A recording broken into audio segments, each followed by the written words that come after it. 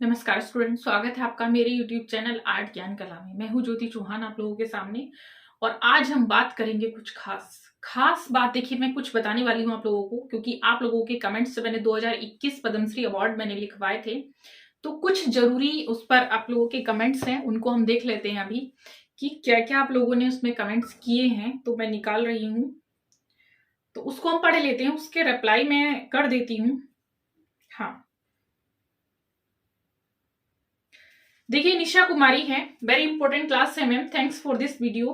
Please NVS से related set 2-4 दिन में बता दीजिए। ओके, ठीक है, मैं एनवीएस से रिलेटेड कुछ सेट है मेरे पास जो मैं लेकर आती हूँ आप लोगों के लिए। ठीक है, नेक्स्ट है राजकुमार, कहते हैं very useful and nice section, thanks ma'am. Okay, thank you. ये है प्रीति चंद्र। प्रीति चंद्रा कहती है मैम, पोशाक पोटलाई को नया जीवन, इसका क्या अर्थ होगा? देखिए, पोशाक पोटलाई होता है कि फैशन डिजाइनर, आपने सुना ही होगा जो फैशन डिजाइनर होते हैं। तो हंज बम राधे देवी मैंने लिखवाया है, राधे देवी पोशाक पोटलाई को नया जीवन प्रदान करने वाली, मतलब इन्होंने डिजाइनिंग में एक नया आयाम दिया है। जिससे शादी वगैरह के जो फंक्शंस के जो कपड़े तैयार किए गए हैं उसको इन्होंने एक नया रूप प्रदान किया है। ठीक है, नेक्स्ट है मैम 2022 का भी अपडेटेड अवार्ड का एक क्लास करा दीजिए। बिल्कुल, मैं 2022 का, देखिए जब मैं 2021 का लेकर आई हूँ तो 2022 का भी मैं जरूर लेकर आऊंगी। एक्चुअली क्या है कि पहले मैं चाहती थी कि आपको 2021 से शुरुआत कर दी जाए, क्योंकि जो ओल्ड चीजें हैं उनको आने के ज्यादा चांसेस होते हैं। ठीक, नेक्स्ट देखिएगा, संताल के यादव कहते हैं कि प्रणाम मैम जी, प्रणाम।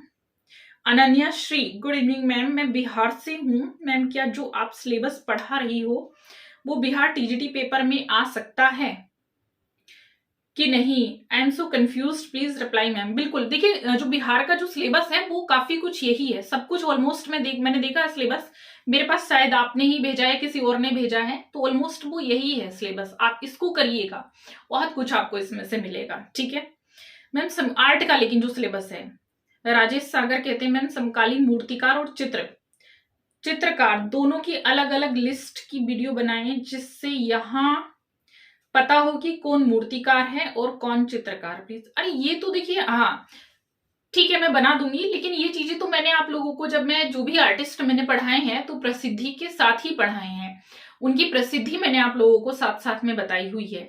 बट कुछ आर्टिस्ट, हाँ, जो ऐसे हैं, कुछ आर्टिस्ट जो वन वर्ड में ही खाली पूछे जाते हैं, तो मैं उनको भी आपको करा दूंगी। ठीक है, अरुण कुमार कहते हैं मैम, आपका टेलीग्राम हमें तो मिला नहीं। टेलीग्राम का लिंक सर दे देते हैं नीचे, तो आप उससे ज्वाइन हो जाइए। अगर अदरवाइज आपको नहीं मिलता है तो मेरा नंबर दिया रहता है, आप मुझे उस पर मैसेज करिए व्हाट्सएप पे, टेलीग्राम का लिंक ले लीजिएगा, आपको इजीली मिल जाएगा। प्रीति प्रिया कहती है अभी तो 2022 का भी मिल गया है, ओल्ड क्यों बता रही है ma'am? Preeti Priya, are you sure आप एक टीचर ही बनना चाहती हैं? आप कंफर्म है ना, आप श्योर है अपने आप में कि आपको एक टीचर ही बनना है? शायद मेरी बातें थोड़ी सी कड़वी लग सकती हैं आपको, लेकिन एक चीज मैं बता देती हूँ, आप जितना पढ़ रहे हैं आर्ट में वो सब ओल्ड ही है, इसमें न्यू तो कुछ नहीं है। आप प्रागैतिहासिक पढ़ रहे हैं, सिंधु सभ्यता पढ़ रहे हैं, मुगल पढ़ रहे हैं, ये सब ओल्ड है।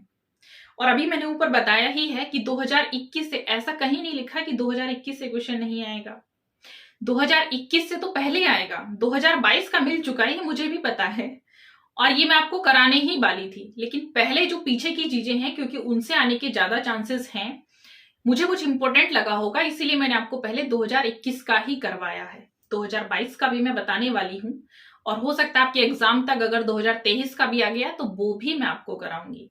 बट ये क्या तरीका होता है कि आप कह देते ओल्ड क्यों बता रही है मैम? अगर मैं आपको सही कुछ बता रही हूँ तो उस पर सबसे पहले जरूरी चीज होती है ट्रस्ट करना। आपको टीचर बनने के लिए नहीं, कुछ भी आप किसी भी काम में सफलता लेने के लिए जरूरी होता है कि जिससे आप पढ़ रहे हैं, स्पेशली मैं कहूंगी अपने गुरु पर ट्रस्ट बनाइए कि जो वो आपको पढ़ा रहा है वो सही पढ़ा रहा होगा। अगर वो गलत है तो उसको बोलिएगा, लेकिन मैंने गलत कुछ नहीं पढ़ाया, मैंने सिर्फ वो पढ़ाया है कि जो आपके एग्जाम में आ सकता है। ठीक, तो डोंट वरी, 2022 का भी मैं लेकर आऊंगी। ठीक है, लेकिन 2022 के चक्कर में 2021 को इग्नोर मत करिएगा, क्योंकि 2021 से भी आ जाएगा, 2021 का भी जरूर पूछा जाता है, ये आप भी जानते हैं, क्योंकि जो पेपर बनता है वो कब बन रहा है आपको नहीं पता, वो पहले भी बन जाता है, और हो सकता है उसमें 2021 से ही ज्यादा क्वेश्चंस डाले हो। ठीक है, तो ये तो 2021 का था, अभी क्योंकि इसमें डिमांड की गई है 2022 की, वो भी मैं लेकर आती हूँ नेक्स्ट में। और एक और डिमांड की गई है साथ साथ इसमें एनवीएस के क्वेश्चन पेपर की। तो पहले मैं एनवीएस का करा देती हूँ, क्योंकि एनवीएस का जो क्वेश्चन है, जो अभी एग्जाम है वो आ रहा है निकट भाई, तो उसको मैं करा देती हूँ और उसके बाद मैं 2022 के अवार्ड ले आती हूँ। ठीक है, तो पहले हम एनवीएस का क्वेश्चन पेपर कर लेते हैं, उसके बाद हम आगे करेंगे। एक चीज जरूरी है और मेरी याद रखेंगे, क्योंकि एनवीएस का जो लोग एग्जाम देने जा रहे हैं मैं थोड़ा सा गाइड करूंगी आज उनके लिए। देखिए, आप एग्जाम देने जा रहे हैं तो एग्जाम के लिए बहुत जरूरी चीज है, सबको शुभकामनाएं मेरी सबके साथ हैं। फर्स्टली आपको क्या याद रखना है, घबराना बिल्कुल नहीं है। जितना भी जब भी आप जो भी एग्जाम में क्वेश्चन पढ़ रहे हैं, अगर आपको नहीं आता तो आप बड़ी जल्दी होपलेस हो जाते हैं, अरे हमें नहीं आता, पता नहीं इसका अर्थ क्या होगा। सब लोग आपको सलाह देते हैं कि उसको आप बाद में करिएगा।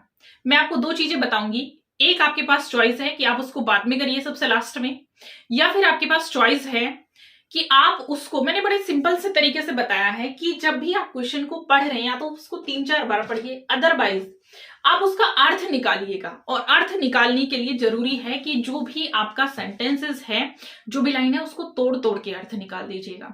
मैंने बहुत ही सिंपल तरीके से बताया है कि जब भी आपको कोई शब्द समझ में नहीं आता उसको 2 हिस्सों में तोड़ दीजिएगा और इस तरह से ब्रेक करिएगा कि आपको एक का अर्थ उसमें से जरूर निकलना चाहिए। अगर एक का अर्थ प्रॉपर निकल रहा है तो आप इजीली उसका अर्थ निकाल सकते हैं, आपको हो सकता है क्वेश्चन याद आ जाए। ठीक, दूसरी चीज देखिए, उसको छोड़ने का एक बेनिफिट है कि आप उसको लास्ट में करें। उसका बेनिफिट आपको क्या मिलेगा, कई बार क्या होता है, जैसे जैसे हम क्वेश्चन करते जाते हैं इतनी देर में हमें याद आ जाता है। तो हो सकता है आपको याद आ जाए इतनी देर में जितनी देर में आपने बाकी सारे क्वेश्चंस को किया हुआ है। बट मैं एक चीज हमेशा कहूंगी, अपने आप को कभी भी कॉन्फिडेंस लेस फील मत कीजिएगा। अगर कभी फील कर रहे हैं तो मेरी ये बातें याद रखेंगे, क्योंकि अगर आप वहां पर ये फील कर रहे हैं अपने आप को कि हमें कुछ नहीं आता, तो जितना आता है वो भी भूल जाएंगे। लेकिन अगर आपने मेरी बात याद रखी है, आप हमेशा ये फील करेंगे नहीं हमने ये पढ़ा है, हमें ये आता है, हम कर सकते हैं इसको, तो आप उसको अगर नहीं भी आता है तो भी सही कर जाएंगे। ये मैजिक है आप लोगों के लिए। ऐसा ही मैजिक मैं लेकर आऊंगी आप लोगों के एग्जाम से पहले। बहुत सारे ऐसे मैजिक मैं देने वाली हूँ जो कि आपके एग्जाम हॉल में आपकी हेल्प करेंगे। ठीक, तो ये मैं कभी मत सोचिए कि आप फेल हो जाएंगे, ये सोचना नहीं है। जो लोग सोचते हैं वो ज्यादा मैं देखती हूँ वो पास नहीं हो पाते। सोचिए मत, बस कर डालिएगा। करने का जज्बा अपने अंदर रखिएगा, सोचने का कि आगे क्या होगा वो मत सोचिएगा, क्योंकि जो होगा वो तो होना है, वो आपके सोचने पे भी होगा, वो आपके नहीं सोचने पर भी होगा।